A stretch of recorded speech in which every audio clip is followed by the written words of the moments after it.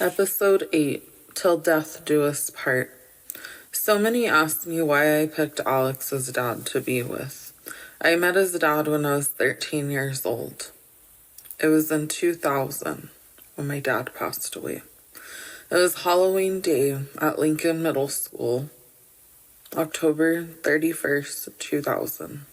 And his face was painted like one of ICP clowns. ICP was a popular rap and rock group that I would later see at my first concert with him.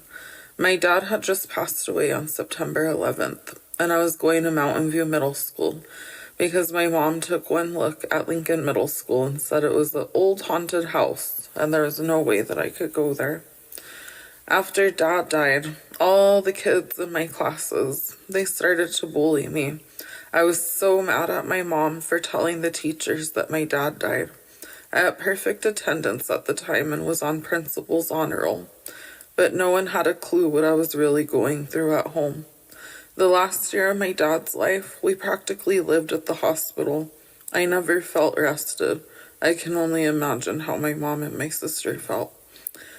Every day after school, I wanted to be with my dad. My dad took me to school and picked me up every day, and now I felt like it was so hard without my best friend.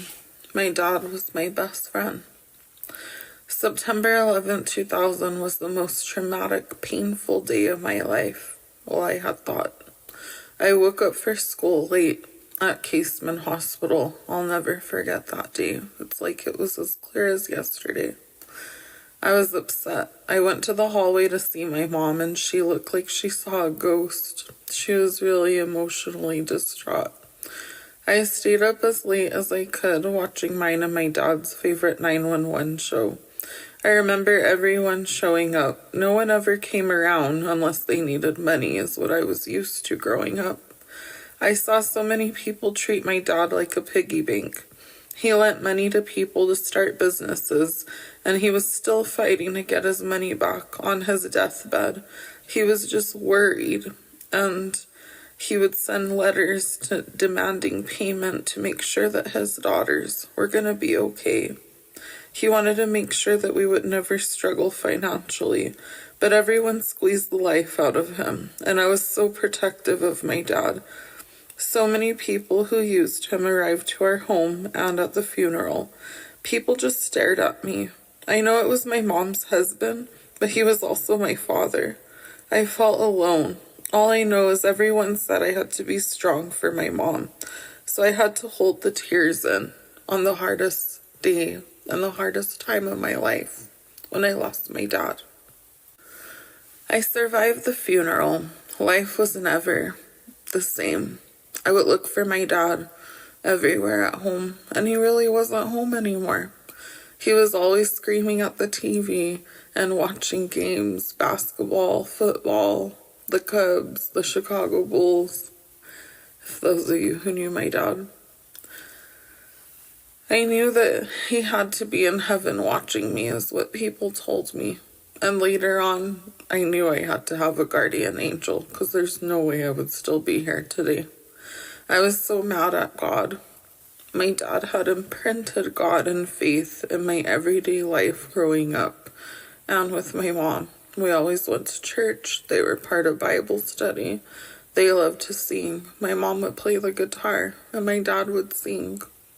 And they were just known for that, and it was just like, we just felt like a family. I met Alex's dad, and I saw his blue eyes. We locked eyes, and I felt butterflies.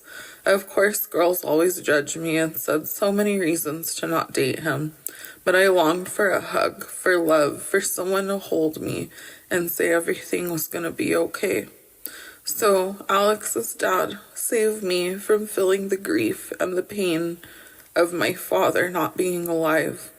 I would get happy every time I saw him. He acted like I was the prettiest girl in the world, and I didn't want it to end at that time. We dated for a few months when I was 13, for about 4 months after my dad passed. Then he said he needed to work on his life and broke up with me. I was so confused, only to see him holding hands with another girl at lunch. I felt betrayed. I felt sad.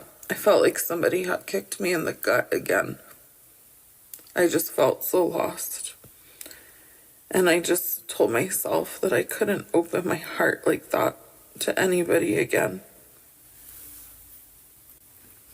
I never knew that my dad was dying, that he was going to die. I knew he had been sick and we were going back and forth to Denver so he could get the best care. He was number 1 on the transplant list when he passed. He needed a transplant for a liver, and he had hepatitis C, and of course cirrhosis of the liver. My dad was a Vietnam Army medic, and he did 2 tours, and I would later hear so many stories of the people that he saved, and people at his funeral telling me that if it wasn't for him, they would have never came back from the war and been able to have a family and children of their own. My dad never left anyone behind. No man behind. He always went back. He always saved everyone, even on his deathbed. I would ask my dad if he was okay. He would say, "Sarah, I'm fine. You just focus on school. You get good grades, and you put your mind to anything that you do. You can achieve it." He would tell me to stay busy. Now I know why he taught me to always keep my mind busy. I miss him, but I know that he's enjoying heaven more, especially with Alex, his grandson. Alex saved me. I was so depressed. Those 3 years after Alex, my dad, passed away, from 13 to 16, they were really, really hard. And then I had Alex when I was 17 years old, and he brought light to our family again. My mom had never been the same after my dad passed away. She was never happy the way she was when my dad was alive. My sister was lost. And my son, he brought us all together. And we were able to get through the grief of losing my dad with this beautiful baby boy, my son, and he made our family whole again.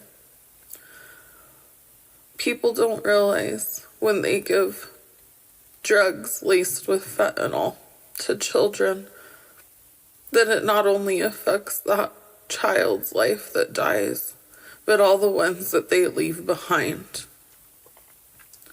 All the sickness that it causes, all the emotions that it causes. There's days that I feel like an alien from outer space. I just can't be myself the way I used to be. And of course, I have different groups of friends that I can be myself, and I can laugh and I can express myself and I can tell them how I feel, and they genuinely listen to me. They genuinely care about me and my needs. They don't use me. They don't manipulate me for my time and my money. They don't put me down. They encourage me. They inspire me. And they push me to keep going forward. Because all I ever wanted was that fairy tale ending. I had my son. We had a beautiful house. And then the devil comes to destroy in so many ways. The grief for not being able to talk, it really ate me from the inside out. It did so many physical things to my body that debilitated me. It's awful, but I'm so glad that in 2023 I learned how to talk again. I slowly learned how to get out. I slowly learned how to start taking care of myself. because it was always me and Alex against the world. And I was robbed. Alex was robbed of his future, and he had so much to give. And people just didn't want to see him shine. And we live in an evil world these days where people can't be happy for others. Instead, they want to put them down when they see them doing good in life. I've seen so many different messages sent to my son, and just a few months ago I got a message and somebody made a fake account on TikTok and sent me these awful things talking about my son and saying how a song was made about them. And I just can't believe that there are people out there that know information about the night that my son died, and they still refuse to come forward or anything, and to think that my child, that any of those songs are about them.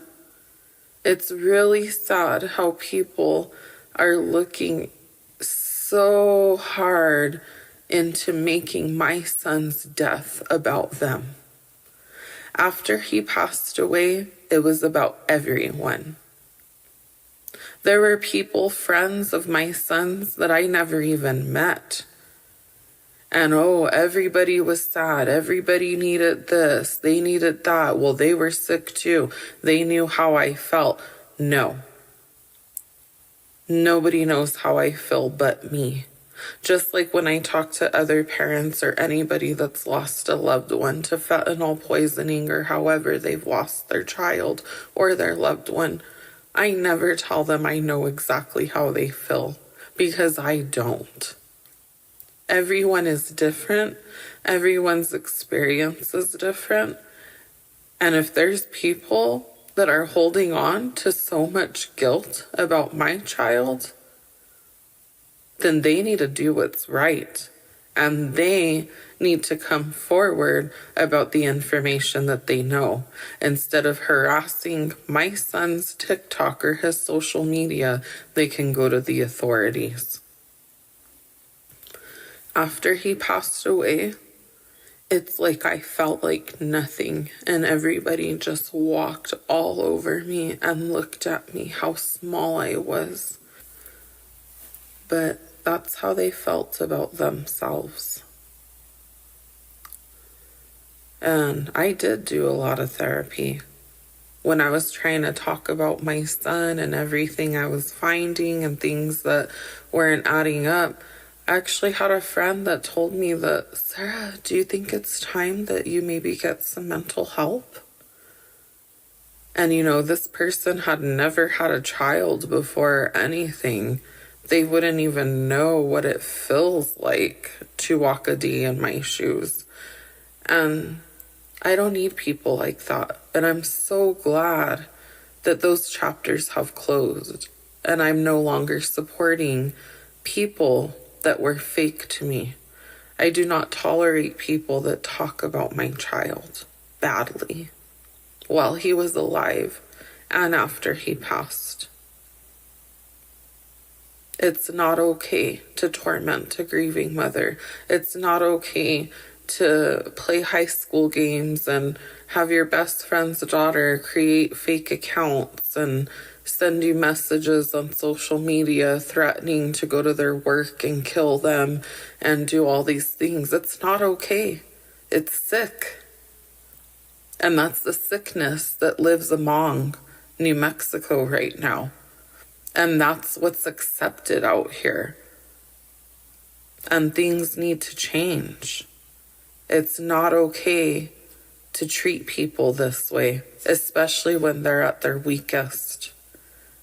But I do believe in karma.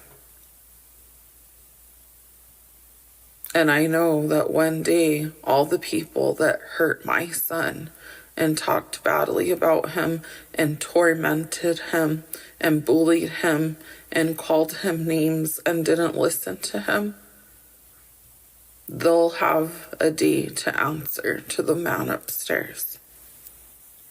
It is not okay for people to walk all over you when you're at your weakest.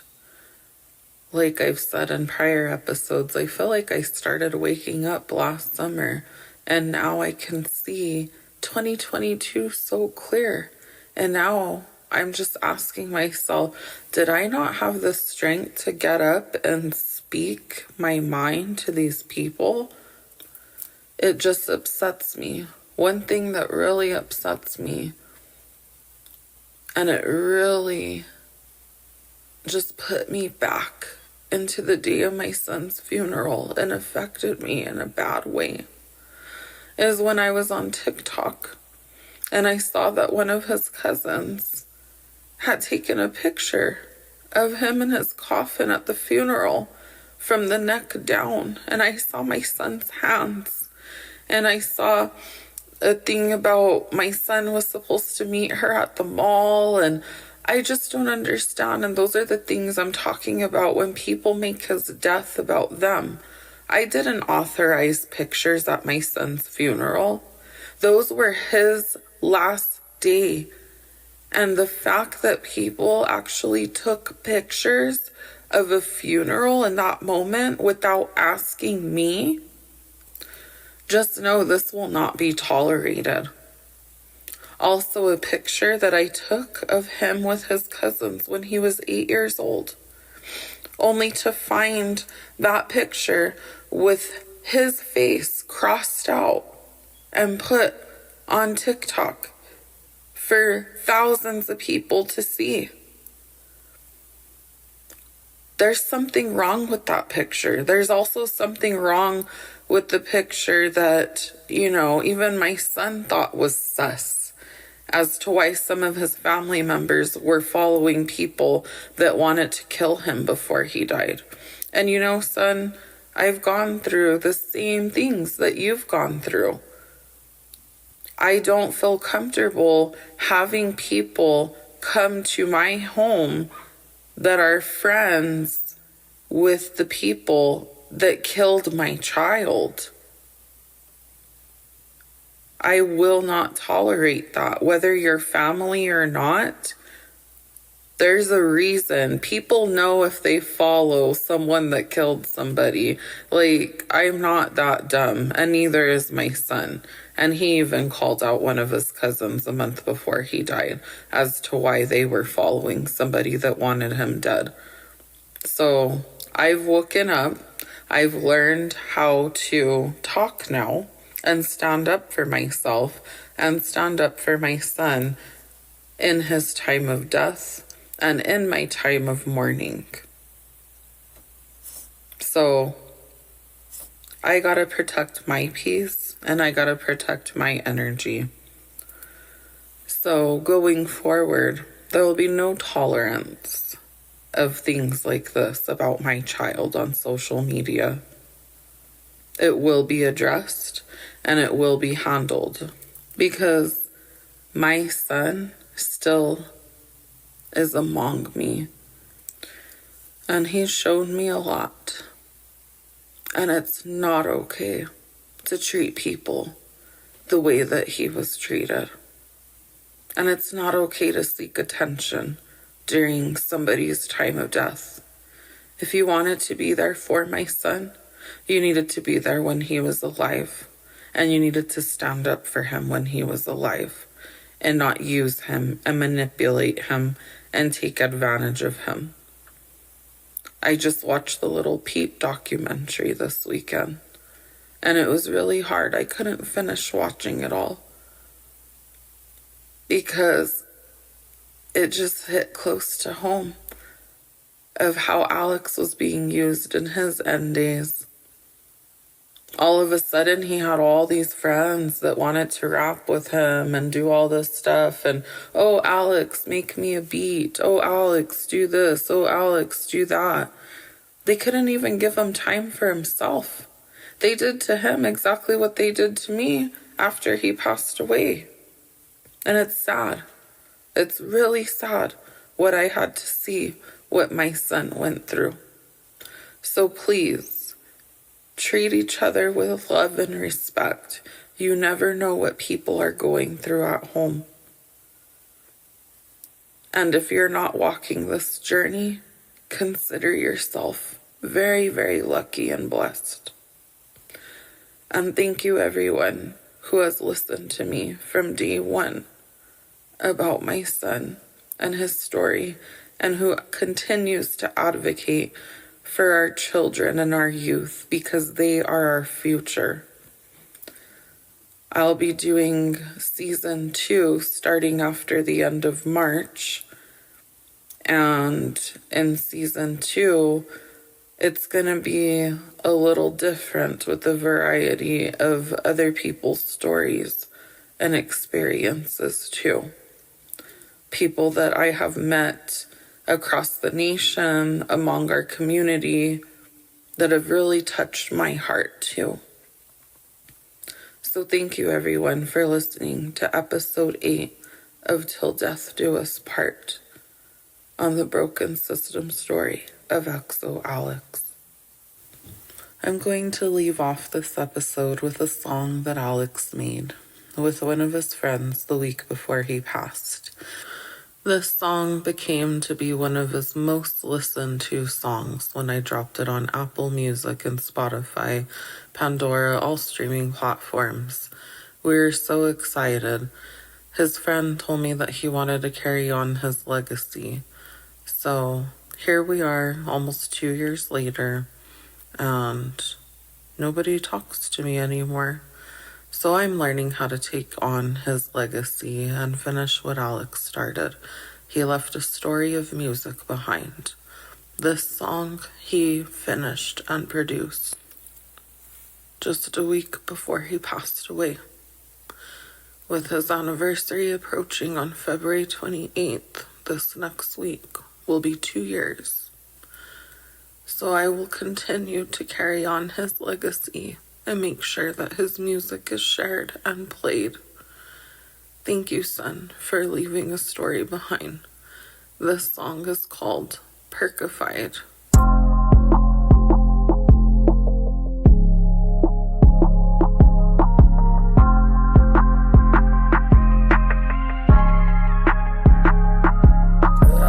I just go ghost and still my flow, we can touch my hoes, yeah. They don't know, yeah, maybe bro, we in this together till we die. I'm perkified, we exified, I've died before. About our times, drugs got me spinning, yeah, I live another life. I can't even die, but I wanna die tonight. Looking at the sun, yeah, it's alright. I just take a pics with a broken off the mind. I just get so high, like a citadel. I've been sipping syrup, I'm a demon, yeah, bitch, I'm going to hell, going to hell. Can't tell me I ain't evil. Okay, I crashed a Porsche, but that shit was illegal. I had to win these racks like, had a kickstart, I had to push it off. All these niggas switch, all these niggas fell off. Everyone be throwing signs about shit they don't even bang. I just heard about you talking ish. Like, what you say? Ba ba ba. What you say? Say to me, you talk to me with no brain. I don't give a fuck, I'm a demon, I pain. I've been through this shit, you don't know what I'm saying. I'm speaking on that devil shit, on that real shit. I just pop an X pill, now I'm feeling it. Perkified, exified, yeah, they thought I died. I'm like, yeah, I can never die. Drugs got me spinning, yeah, I live another life. I can't even die, but I wanna die tonight.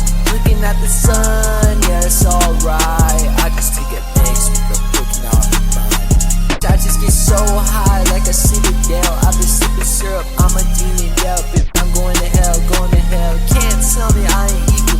Okay, I crashed a Porsche, but that shit was illegal. I had to win these racks like, Yo, run the racks up, I got plenty cash, ho, don't you talk to me like that. Yeah, you know who I am, fuck your bitch from the back, she like it like that. Flip a pack, I've been selling Zans, I'm running this shit in these streets. Yeah, you know me, Lil Zay on the beat. I'll bomb your ish like Osama. Don't you act like you know me, you ain't know this shit. I'll really bang, parking this, I'll shoot you in your brain. Hey, yo, you know who I am. Y'all running this shit, running through the 6, posting blicks. Y'all run through your ish, yo. Look at Lisa, don't you talk. I hate that ish. Yeah, you gon' talk and talk, you better say that ish. In person when I meet you up, I run her to your spot. Don't give a who got what you begging Lisa, better duck.